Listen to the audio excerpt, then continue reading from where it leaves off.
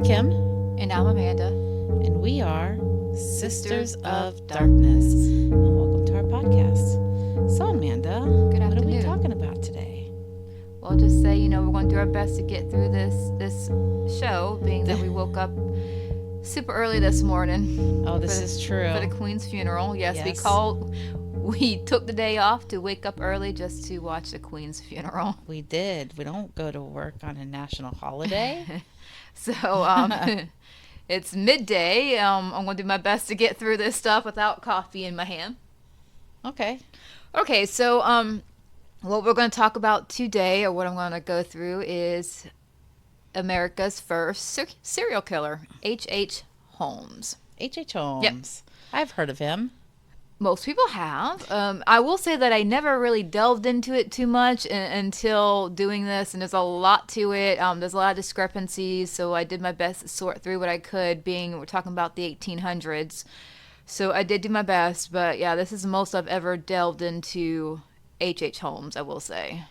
I've seen some documentaries here and there, but doing this much research, it's ready to get done with. It was a lot, huh? Yeah, there's a lot of conflicting, and trying to keep track of dates and everything else. It's just got very frustrating. So I'm going to do my best here. Anyway, so I'm actually going to take us back to 1893.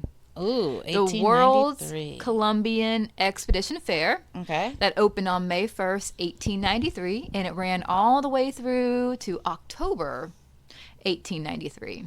That's a long time. 6 months for, I'm going to call it the World's Fair. I'm going to shorten it.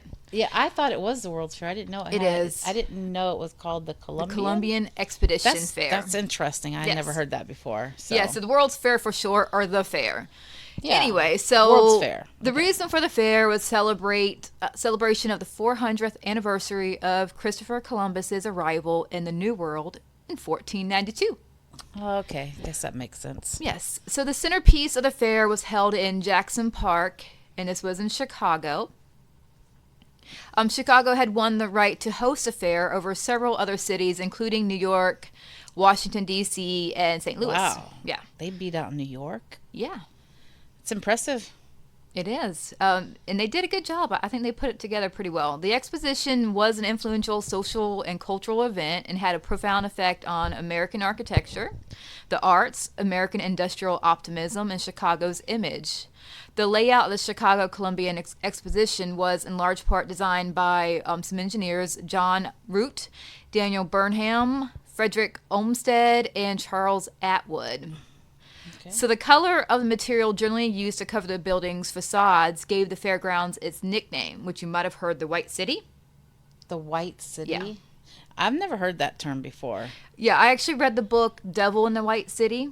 Okay. And that's where I got some of the information from the fair. It was actually a pretty good book, and actually Netflix is doing a show called The Devil in the White City. And Ooh. I believe Leonardo DiCaprio is, I don't know, either a producer, he's something behind the scenes of this show. Okay. And Keanu Reeves is actually he's actually going to be in it. And I'm not sure if he's going to be like a detective or if he's actually going to be H.H. Holmes, which I think would be kind of exciting to see him in that role. That would be interesting. I could see the darkness to him. I think True. He would do so well. So yeah. I'm kind of looking forward to see what role. I heard he's playing H.H. Holmes, but I'm not sure. I think that would be great. That would be really cool. Yeah. Anyway, yeah, so the buildings all had that white staff to it, so that's why it had its nickname, the White City. Okay.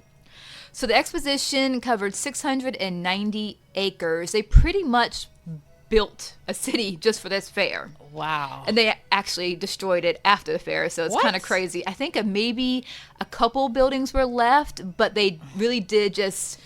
So they built like a whole city on that 690 acres? Knock it down. And then they knocked it down. I wonder what stands in that place today. I don't know. Maybe we need to look should have looked at. Well, this is going to be a two-parter probably, so. Yes, possibly. Okay. So, yeah, okay. They actually did. I think there might be a couple buildings still standing today. I'm not quite sure. Interesting. But I think it was the cost of the upkeep. They knew they couldn't upkeep these buildings. Oh, okay. So that's why they just took it down.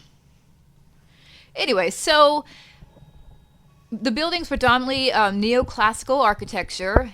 They had canals, lagoons running through it. What? Yeah, it was like a whole city, white city. Whoa. They had different people and different cultures from 46 countries. They got set up like exhibits throughout the city. Interesting. Yep. More than 27 million people attended the exposition during its 6-month run. It introduced some things that you might have heard of that we still have around today, like Cracker Jacks. Cracker Jacks, the popcorn, okay. Pabst beer. Pabst beer. Did I say that right? Yeah, I think so. Juicy fruit. Juicy fruit. Interesting. Juicy fruit. Dishwashers. Dishwashers, like the plug-in-the-wall dishwashers. Like electrical. Yeah, plug-in-the-wall dishwashers. Yeah, this is why we need coffee, okay? Fluorescent bulbs. They also showed like moving pictures, what they called it back in the day, right? The moving pictures were kind of shown at that time too. And there was also something I learned about that I found quite interesting, that I did not know the history of the Ferris wheel. So the first Ferris wheel was built by George Washington Ferris. Huh. Now, it was meant to rival the Eiffel Tower. Eiffel Tower? So the Eiffel Tower, which I did not know, was built for their fair. So the Ferris wheel was basically meant to rival the Eiffel Tower. They just didn't want to do another tower because I didn't know that either until I read this book. I didn't know the Eiffel Tower was built for some fair over in for their World's Paris, Fair. Yeah, right? And I had no idea the Ferris wheel was built to rival that for the World's Fair in Chicago. I had no idea. Yeah, it's pretty interesting. Yeah. So they at first were going to go with a tower. They wanted to be, let's build a tower that's bigger than the Eiffel. But it's already been done. That's what they said. They're like, you know what? Eiffel already did it. You can't out Eiffel. Right. So that is when George Washington Ferris came up with the Ferris wheel. And it was a huge hit. Like, it loaded up. They had a lot of passengers on that sucker. I'd like to see a picture of that original Ferris wheel. It's probably online. I know it's probably. I think I did see it. Yep.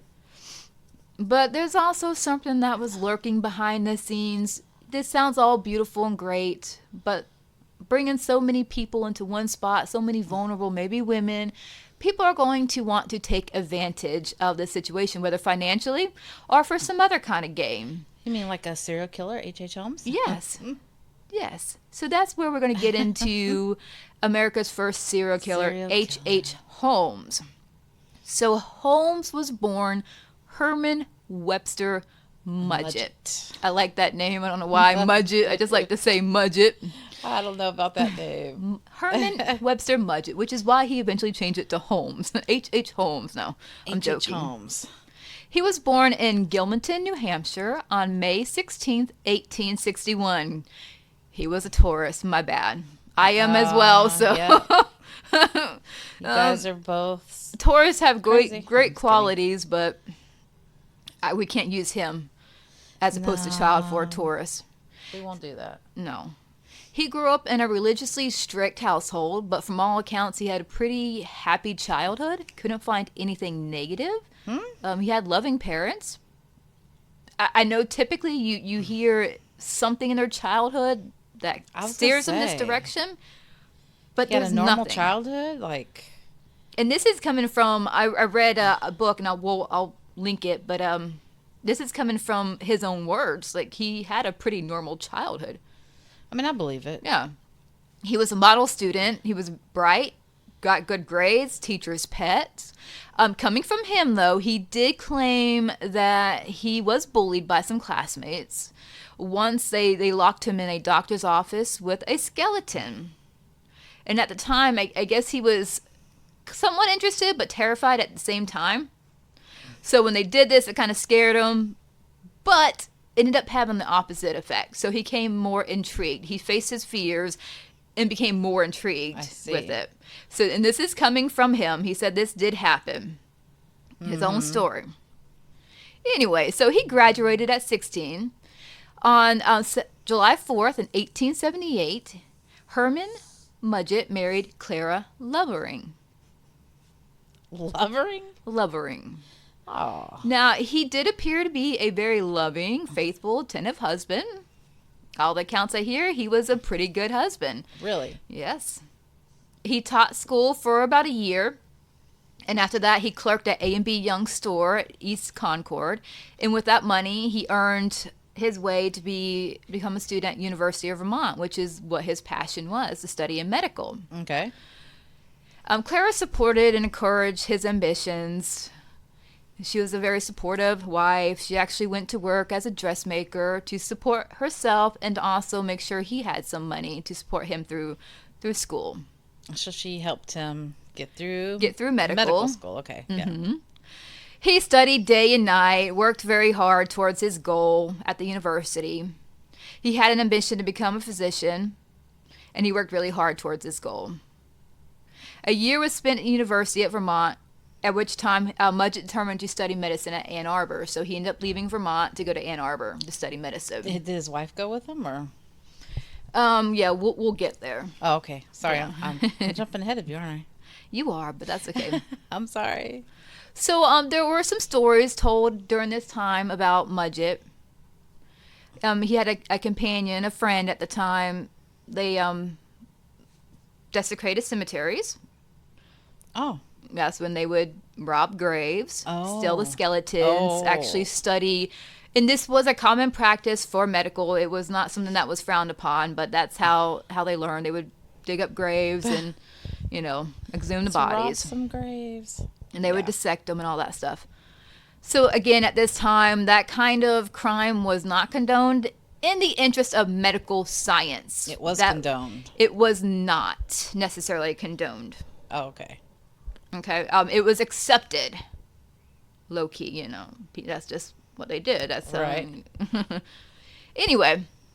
So at this time, it was suggested that his first theft from a graveyard led him to swindle insurance companies. So this is where he possibly got the idea to use the dead bodies. Now we're crossing the line. Yes, to use the dead bodies for the living holders of policies. Mudgett proposed to his friend a scheme for defrauding an insurance company. They managed to collect enough money to go to Chicago, where Mudgett's friend had his life insured for $12,500. Whoa. I should look this up and see how much that is today. The policy was made out in favor of Mudgett, of course. Several months later, the supposed body of his friend was found in Connecticut. Holmes was in, at the time, he was hard at work at Ann Arbor. Then he was notified of the discovery and identified the body as that of his friend, of course. He had little trouble in collecting the face of the policy, and the two divided the money, which is kind of interesting that it's that easy to commit that kind of fraud. Today, Right. that's just not going to happen. Oh, but gosh, how no. easily it happened for him, that's crazy to think about. In 1890, I don't know. I don't remember what year you said he was in doing that. What year? Yeah, just go about 1890. You're good, or 1800. $390,000. That's a lot of money. Yeah, that's, That's a lot a of lot. money.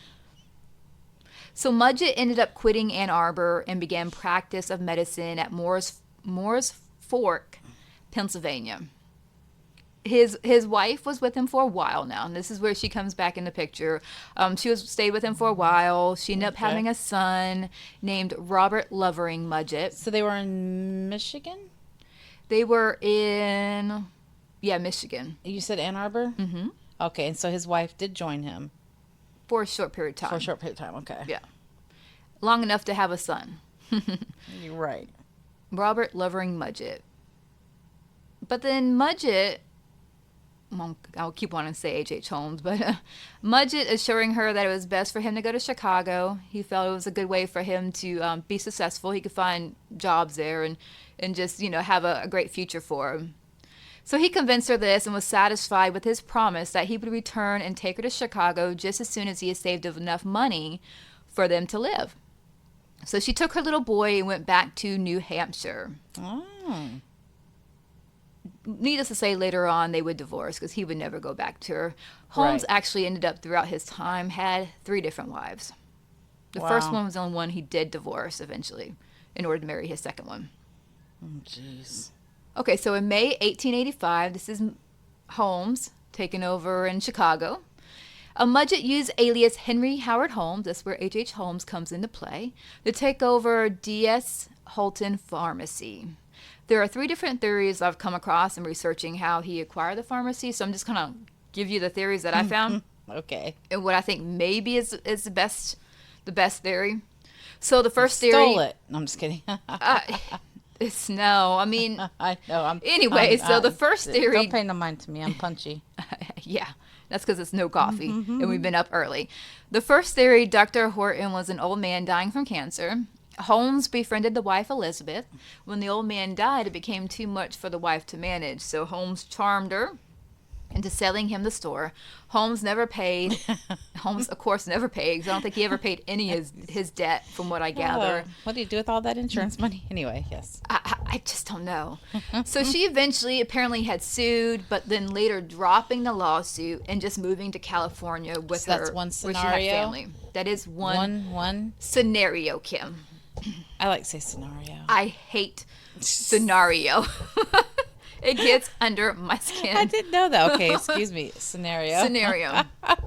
So now the second one is pretty much the same as the first, except this one is more romanticized. It has her mysteriously disappearing, which of course people are saying, well, Holmes killed her to take the store over. I mean, he could have. I'm not necessarily buying that. I just think people are feeding into that excitement of Well, Holmes. he likes to kill people. Do you like to kill people, or do you like the money more? Yeah, he probably got even more money. Yeah. Okay, so this last one that I did hear about, that it seems pretty convincing. Elizabeth Holton was actually a young female, not much older than Holmes. She had also attended Ann Arbor, but at different times as Holmes, so they weren't there at the same time. They did not know each other, apparently. So she was a young mom, and she was pregnant with her second child. And the store was just too much for her, and she just became overwhelmed with all the work to keep it up. So she sold it to Holmes, which to me, that's probably more realistic, I'm saying. Yeah, I mean, that is kind of realistic. But she sold it to him and probably got no money, right? She probably did not get her money because he never paid any of his debt. Did he buy it on credit? I wish I can get away with the stuff that he got away with. He just, dang it, man, he was good. All right, so HH Holmes made Chicago his home. He was loving it. He saved money and raised enough to buy the property that was on the opposite corner of the store, the pharmacy that he was working at. Oh, is this where he built his hotel? Yes, this is at, I know you wanted to know the street. We talked about this before, West 63rd Street. West 63rd Have you been there, Kim? I don't know. It is now a post office. I've been to just Chicago. So you guys know. I don't know. Probably not. So West 63rd Street, conveniently enough, was just blocks from the fair would be. So some people believe that was his main motive, was money to get people. He would rent out. He had a 3-story mansion or castle is what they called it. They called it the castle. The castle. And he did have rooms that he rented out. So a lot of people think that's his main motive for building the castle. Money, of course. And murder. Well, yeah, I mean, that goes hand in hand for him. Murder. Yes. All right, so the ground was broken for the Look, laying of the foundation of the new famous Right. Holmes Castle. During construction, he would run through different workers. He would not keep them long. And this served a couple of purposes. He would let them go claiming unsatisfactory work so he wouldn't have to pay these people. Because that was his, again, he never paid anything. It drives me nuts. Another reason would be so no one would truly know his design except for him for his castle. And then later on, I'll kind of go over some of the stuff in his castle. I can get that, right? So it makes sense. He would it's smart though, right? He laid people off saying, hey, I'm not happy with your work. I don't got to pay you. And then no one really knows his true layout but him. You fired and your work is crappy, so I'm not paying you. I mean, he was kind of smart, you know. He was a scumbag, but he was kind of smart about everything. And nobody, he didn't pay for anything. Nobody knew his layout. And guess what? He didn't even murderous hotel. And he didn't murder castle. He didn't even pay for the furniture. He furnished this place on credit that he never intended to pay. And he never did pay, of course. When people would come knocking, he would just charm them right into forgetting that he even owed them. I don't understand it. But he would just buy himself more time. Yeah, that wouldn't happen today. Because he would just... Exactly. He would just charm them and they forget that he even owed money. I don't know. It's just crazy to me. So yeah, he furnished his whole hotel on credit and never once paid for anything. That's crazy. Okay, so we're going to talk about Benjamin Peitzel. So Benjamin Peitzel. Okay. I always want to say pretzel. So if I say It's pretzel, Peitzel. just excuse me. Benjamin Peitzel came to Chicago in 1889. He was looking to support his wife Carrie and their 5 children. 5 children. Okay. 5 children, which were, he had an infant. Maybe I think it was like 9 months, something like that. I can't remember the baby's name or the baby's age. For God help my soul. He had a 16, 15, 11, and 8-year-old. Ooh, and the baby. And the baby, yeah. Yeah, so 5 some children. age differences there. Yeah. So Peitzel himself was a heavy drinker and a criminal. So naturally, him and Holmes kind of got along, right? Right. Yeah. So he committed crimes like theft and forgery. He actually he actually met Holmes through looking for work. So he became a laborer on the castle. And actually, he was the one that he stuck around for the longest time. So Holmes kept him employed. So I wonder if he knew what he was doing there. So, That's a good. in looking into that, Holmes claims he never knew.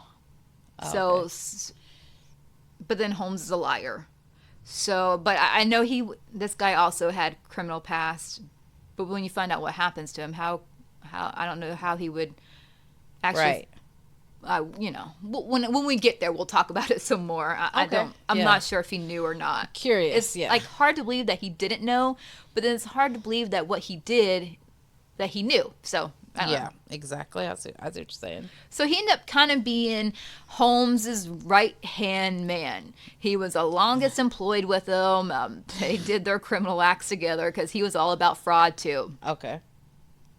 Holmes even got close to the family, so he actually helped support them financially. And Holmes concocted a plan one day for Peitzel to take out a large life insurance policy for $10,000, which we said was about $300,000 or so would be for today's time. Yeah. And leaving Carrie the beneficiary of this policy. His wife? His wife, Okay. yep. Using cadaver, Holmes would secure and fake Peitzel's death, and they would split the money. So again, how many times did they do that? Well, this is just one time they did it. Oh, they did it. This is Holmes's thing. This is what he does, right? Well, I know, but it's wondering how many times they faked Peitzel's death and collected money. That's all. Just this one time, apparently. Oh, okay. Just the one time is all it took. Okay. And that's what I'm talking about. So if Peitzel knew how Holmes did his schemes and knew what he did behind the scenes, why would he agree to this? And why would he think, well, why wouldn't I be the next victim? So I'm not convinced that he knew 100% what was going on. I mean, and he also trusted this guy around his family, so it just doesn't make sense that he knew what was going on. Right. Because Holmes was part of their family in a way. Right, true.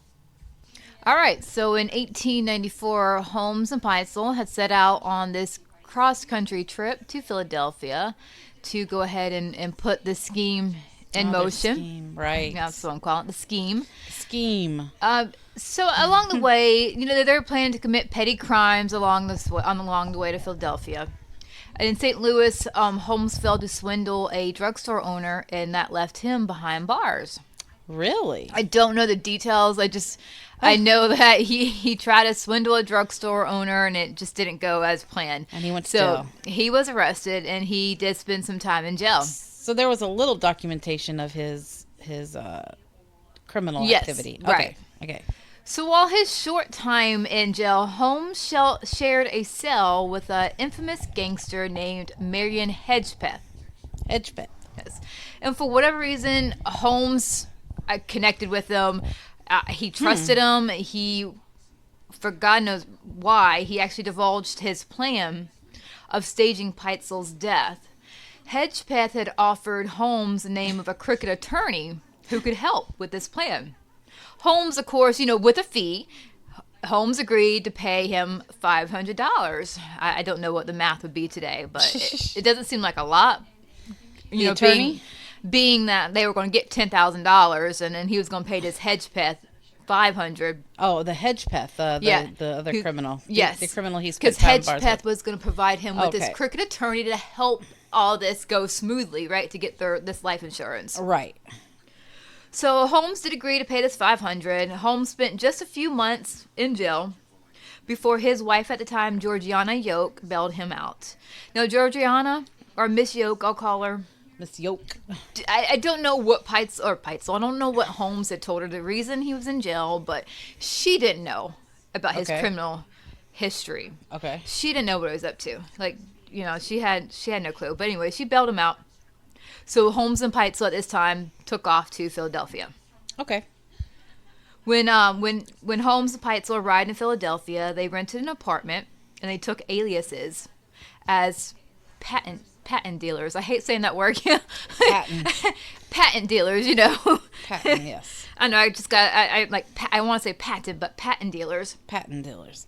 They spent about a month when Eugene Smith, who was a carpenter, had visited Mr. Perry, who is Peitzel. That was his alias. Oh, okay, Perry. gotcha. Perry So was Mr. Perry. Peitzel's. This is at okay. Yes, at 1316 Callow Hill Street. Okay. So he visited Mr. Perry on a couple of occasions. Now, on his third visit, so let me go to the reason why he was visiting him is because he had invented this saw set that he wanted patented. I don't know why I had to say that word. A saw set? Okay. Yeah, he invented this saw set that he was trying to get a patent for. Right. So upon his third visit to Mr. Perry, Smith had found that the first floor of this apartment building was empty, so he made his way up to the second floor. When in a back room, he discovered the body of a man who was lying on the floor. His face was disfigured beyond recognition due to decomposition and burning. So obviously there appeared to be some kind of an explosion. Okay. So he immediately went to the police station. He also called on the nearest physician, and his name was Dr. Scott, who was, his office was just down the road, so on the way. So when they arrived, they found the body his body was laid out in almost ceremoniously, so peaceful state, the way his body was just laid there. But, okay. Right. Okay. Well, it all kind of comes together. It all comes together. It does in the end. You'll figure, you'll see why. So the left arm extended along and close to his left side. His right arm was laid across his breast in a peaceful way. His left side appeared burned. His mustache and his hair on one side was also singed. Because of the burns and decomposition, it was hard for Smith to identify the body as Perry. Although looking at him, he knew his coloring and the clothes he was wearing at the time was the same as Perry. Right. So it was safe to say that this was a body of Perry at this point. So at the side of the body lay fragments of broken bottle, pipe filled with tobacco, and a burnt match laying by the body. During autopsy, the lungs were found to be congested. The stomach gave forth a distinct odor, so when they cut in the stomach, they could smell like chloroform.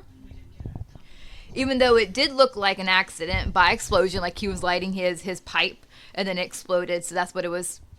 They thought at first That it was seems kind of strange. an accident. Although the odor of chloroform was a bit confusing for the coroner.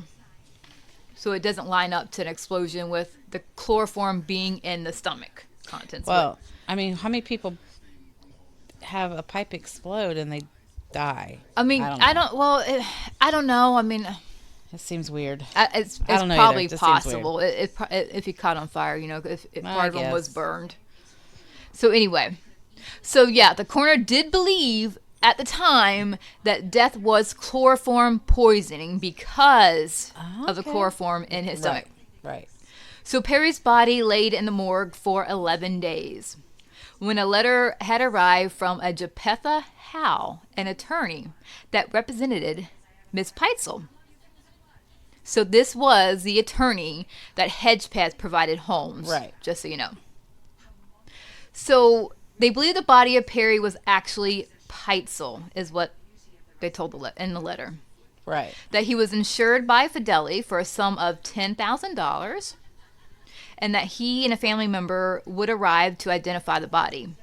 Fidelity did receive info from the branch in Chicago that a Mr. Holmes knew Peitzel well and could also help identify the body. So I kind of find it odd that they would utilize a non-family member to identify the body. Different times, I guess. I can't see that happening now because they were going to use a member of the family, and then Holmes was going to be the other person to identify the body. Well, why? Okay, so I'm also kind of confused when they took on this alias, right? Or he took on an alias, this Mr. Perry. Yeah. But how do they explain that part? Like, why? So I will get there. Oh, okay. I will get there. I'm jumping ahead, right? Okay. Yeah, not really. So what I'll just tell you is how Carrie explains it. That's what Miss Peitzel, she explains it that Peitzel had debt that he was trying to take care of. He was embarrassed by this debt, and so he took on this alias. Oh, okay. Yes. Okay. You know. Well, it seems like a wild story just to try and collect insurance for Peitzel. Why not? I don't know. Right. So Mr. Cass was from the Chicago branch, from the Fidelity Life Insurance. Right. So he reached out to Holmes, or attempted to reach out to Holmes. But he got Miss Yoke instead, who was Peitzel's wife at the time. Okay. So, of course, she promised to get word to Holmes as soon as possible. So shortly after, Holmes did show up at the Fidelity Insurance Company in Philadelphia, and he did meet with Mr. Faust, who worked for the company. Okay. Holmes gave a description of Peitzel, and the next day, Hal and Alice, who was 15, so this is Peitzel's daughter, came to identify the body. Now, Alice showed up in place of Miss Peitzel because Miss Peitzel claimed to have been sick, you know, all the stress, and she had a upset stomach. I don't know. She had something going on. She couldn't show up. So they sent Alice, who was 15 at the time. Right. Poor kid. I know. Well, I guess 15 is probably like 25 these days. I don't know. Back in the old days. Yeah, I think, yeah. I mean, you're right.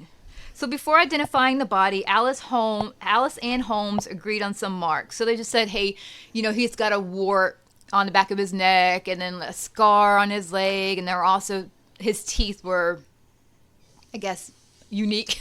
So those were the things they were going to agree on. When they look at the body, they're going to look for those marks to confirm the identity of the body. And so that's exactly what happened. So the next day they came back and they saw the wart on the neck, the cut on the leg, and the weird the teeth, the bruised. He had a bruised thumbnail. They also identified him by a bruised thumbnail. Okay. So yeah, I mean, it's kind of interesting how that works out. The little marks of identification, and they agreed on it. So anyway, so the following day, Fidelity, they were satisfied that the body was Peitzel, and informed Hal, who in turn pleaded the case of receiving the money as quick as possible for Miss Peitzel because she had 5 children and Mr. Peitzel did not leave her with any money. So she needed that money. She was struggling to make it, and she needed that money as soon as possible. So the claim was paid at once, and Hal was given a check for $9,715 for Miss Peitzel. Okay. Now, Carrie, mind you, was fully aware of this fraud, of this plan that Holmes and Peitzel had. Right. But she also believed wholeheartedly that her husband was alive. Her husband was alive. Yeah. Gotcha. Alive and well as planned, and as Holmes had continued to promise her all this time. Right. So she entrusted her daughter, Alice, who was 15 again, right, to travel with Holmes. Holmes at the time also convinced her to send 2 other of her kids. I don't understand that. So what was the purpose of... So she sent Nellie, who was 11, and Howard, 8. And I guess the thought was he kind of told her, you send these 2 kids. I got 3 of your kids. We'll go meet up with your husband, and then you can come with your other 2 kids, which was an infant, and then the oldest one was like 16, I believe. Uh-huh. So it wouldn't be as obvious, because he convinced her that they were watching them. So okay. Fidelity was on to their little scheme, and he said if you just move with 2 of your children and not all of them at the same time, it won't be as obvious. Okay. I don't know. Either way, Holmes had that capability. He was a charmer, right? He had that capability to convince people to do stuff. Nowadays, you're like, right, what were you thinking? Yeah, like we would never do that. Right. Right. But he had that capability to do that for whatever reason. I can't explain it. Anyway. So she did do that. She sent Howard and Nellie with Holmes to Okay. travel to meet their father. Okay. So he had 3 of her children, and she was left with just her 2 kids. Stupid. I know. I agree. Now, Fidelity had their own detective, little investigating Yeah, department. they do. Right. Makes sense. Right. So this inspector was Gary. I'm not Gary. I'm sorry. I keep wanting to call him Gary. Inspector Geyer. Geyer. Yes. So he worked for the insurance fraud department for Fidelity. Okay. Now, he had received a letter from a prisoner named, can you guess who? Oh yeah, that Marion Hedgepeth. Hedgepeth. Yeah. Now, Marion Hedgepeth had claimed that Holmes, while in jail, confided in him and Peitzel's plan of this frauding the company. Right. So he knew all the details, including Carey's involvement in Holmes' movement after the money was issued. So he knew the moves Holmes was making after Right. he had received his life insurance money. So he knew where he was at and all that. So Hal had expressed that he strongly felt that Peitzel was actually murdered. So Hal had talked to Hedgepeth, and he was pretty convinced. He's like, hey, I think he actually murdered him. Wasn't a setup. You know, he did murder him. So Right. Hedgepeth kind of felt that too, and told Geyer Right. how he felt it was actually Peitzel. That's So- insane, huh? Once Geyer actually had met with Hedgepeth, he set out to meet with Hedgepeth and received a statement. So he laid it all out there for him. And he was fully convinced that Hedgepeth was legit. Like, he knew what he was talking about. He was actually able to convince a company as well to allow him to search for Holmes. Oh. He was traced back to Gimminton at this time. So Holmes was traced back to Gimminton while he was visiting his father. And this is where they actually learned Holmes' real name, Herman Webster Mudgett. Oh, really? So they kept Holmes under close surveillance until they arrested him in Boston in 1894. Now, here's the thing. They did not arrest him on the fraud, but they did arrest him for horse stealing, which is another one of his operations. Did you say horse stealing? Yeah. I guess there's another little side hustle that he had going. So stealing horses, I guess, is another little operation that Holmes had. Jeez Louise. And this is what they got him on. Obviously, I think it's because they don't want him to know, this is what we're getting. We're on to you. Right. They don't want him to have that heads up. So they got him for the horse stealing instead. So Ms. Peitzel was also brought in for questioning. Now, during Holmes' first confession, I'm going to keep it short because I actually read a book to where all the Q&A, it's all there. Questions, answers, everything. And it's just, Really? it's like 3 or 4 pages long. It's same with Ms. Peitzel. It's 3 or 4 pages long. It's pretty lengthy. But to keep it short, Holmes did admit to the fraud. He did admit to the plan.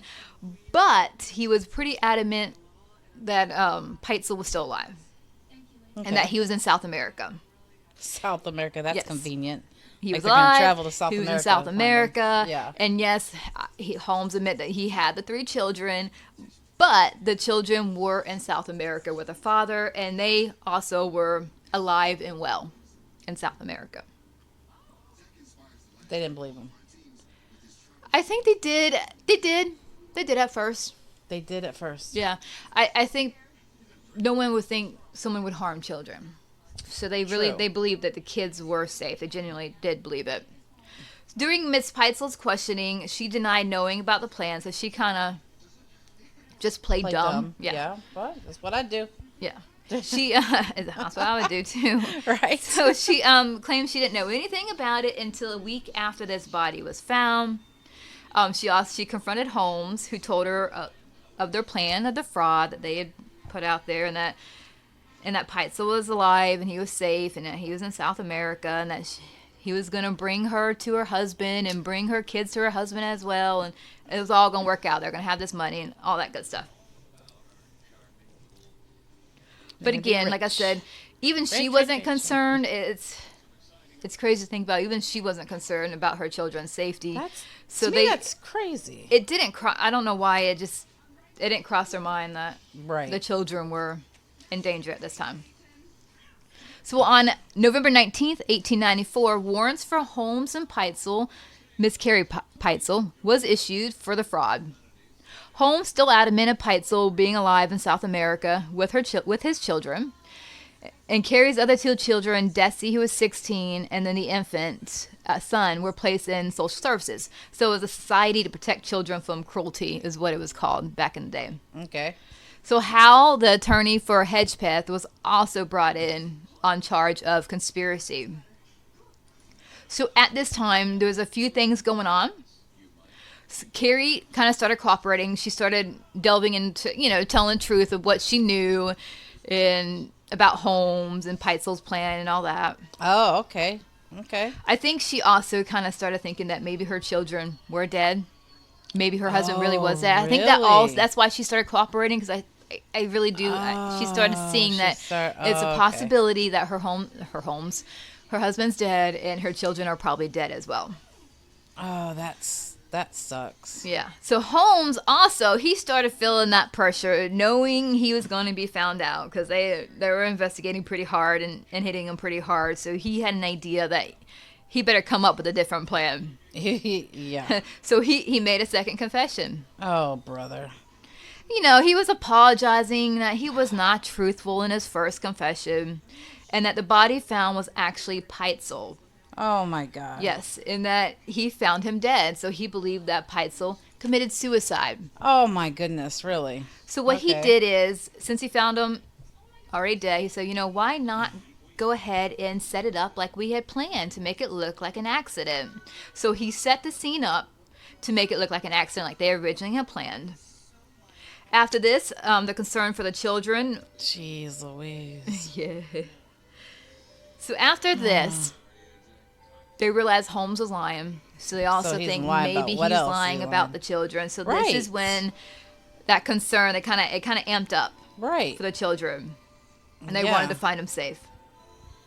So the charges on Miss Peitzel at this time, they were dropped because they felt like she lost her husband, her kids are missing now, so maybe she's suffered enough, and we can back off of her, and we can focus more on searching for the children at this point. So the search for the children became top priority for the 3 Peitzel children. And I think I'm going to go ahead and stop it there before we get into all the details of Detective Geyer and on his search for these that's probably 3 kids. Probably a really good place to stop for our part 1. Because it gets a bit, it's a bit downer in the next. I'll talk about the kids, how they find them, if they're alive. Okay. Well, we'll also talk about some of other Holmes's victims. Confirmed. Yeah. I'll talk about confirmed victims. Right. And I think we'll also talk about some conspiracies too. Sounds I know good. I mentioned that in the beginning about the Jack the Ripper, so I think we'll talk about that as well.